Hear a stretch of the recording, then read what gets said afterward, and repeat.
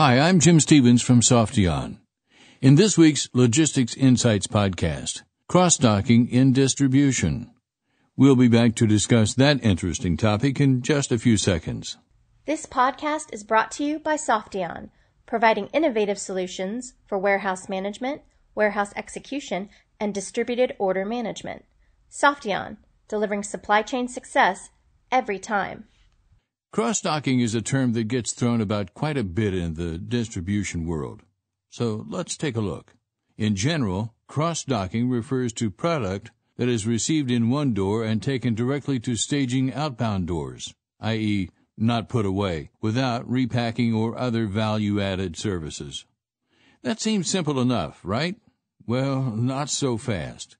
Turns out there are several different types of cross-docking. Planned cross-docking, for example, involves, as the name suggests, planning in advance to cross-dock expected receipts. Often this is based on receiving an advanced ship notice, ASN, from the supplier on exactly what has been shipped, whether an internal or external source. This type of cross-docking is very popular in the retail world based on vendor ASNs, and then pre-receipt store allocation. But Softion has one retail customer who does cross-docking without ASNs, with goods allocated to stores after merchandise is received and exactly what was shipped is known. Planned cross-docking can also be used based on PO information, but at the risk that what was shipped does not match what was ordered.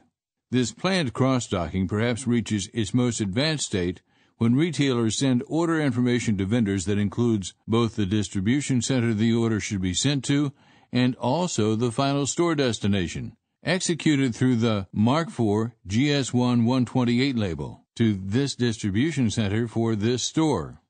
To add one more wrinkle, if there are back orders due to out of stocks, a company can perhaps plan to automatically move those SKUs to shipping upon receipt, or leave them in receiving staging if the WMS can allocate from that area.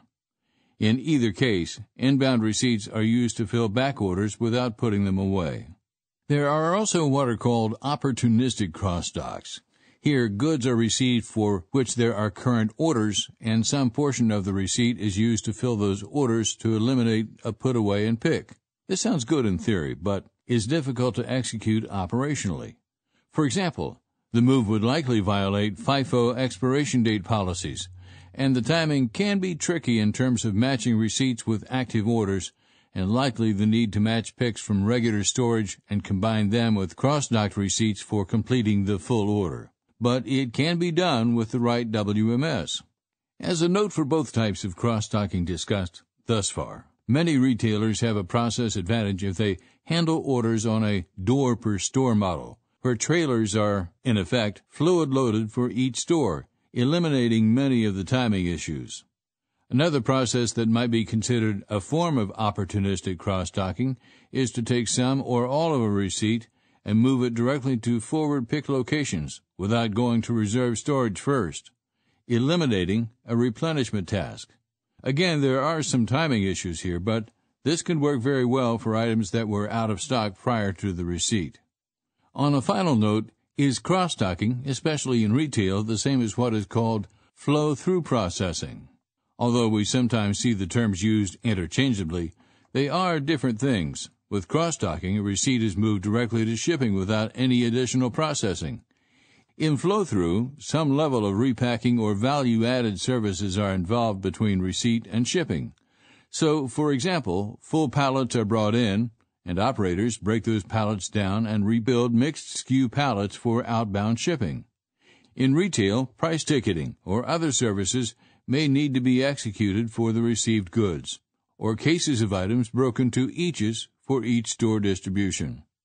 The key is, the products involved in flow-through are never actually put away for later picking before they are sent to staging or right into outbound trailers. Cross-docking is much talked about and broadly used in retail, but as we hope we have convinced you, can be challenging, especially from a timing perspective. To do so effectively also generally requires an advanced WMS. We're glad to say Softion WMS offers robust cross-dock support. You can learn more at softion.com. I'm Jim Stevens.